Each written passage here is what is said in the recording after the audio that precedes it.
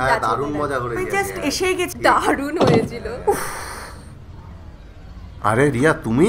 নিখিল তুমি? নিখিল কে ও? তুমি চেনো নাকি? আরে ও হলো আমার।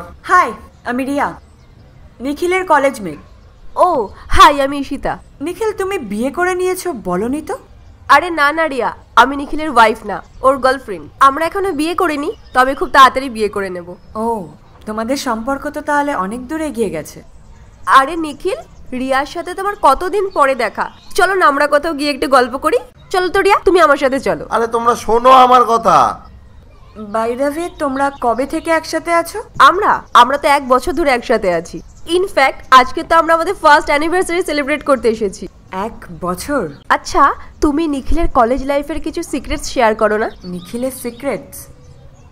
আমার তো মনে হয় না আমি নিখিলকে ঠিকভাবে চিনি বলে। নিখিল, তুমি তোমার ফ্রেন্ডের সাথে কথা বলছো না কেন? আরে না না, আমি বলছি তো।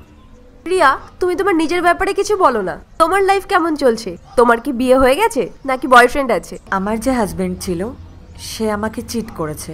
আমাকে বিয়ে করার পরও অন্য মেয়েকে সে ভালোবাসতো, তাই আমাদের ডিভোর্স হয়ে যাচ্ছে।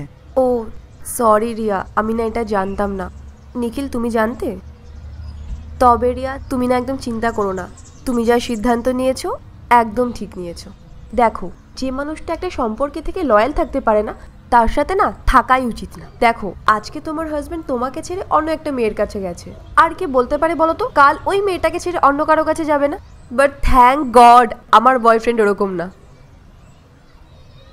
সেটা তো সময়ই বলবে। যাই হোক, আজকে আমার দেরি হয়ে যাচ্ছে, আজ উঠি। বাই। আচ্ছা বাই। আচ্ছা বলছি শোনো না, আমি একটু রিয়াকে ক্যাব অব্দি ড্রপ করে দিয়ে আসবো। হ্যাঁ হ্যাঁ শিওর, যাও না। ঠিক আছে, বসো তুমি। রিয়া, রিয়া একটু শোনো প্লিজ।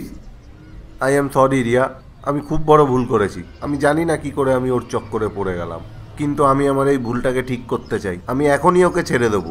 নিখিল, অনেক লেট হয়ে গেছে। আমার যা ডিসিশন নেওয়ার আমি নিয়ে নিয়েছি। ডিভোর্সের পেপার তোমার বাড়িতে চলে যাবে, সাইন করে দিও। আরে আমি বলছি তো, আমাকে ফাঁসিয়েছে। তোমার একটু লজ্জা করে না?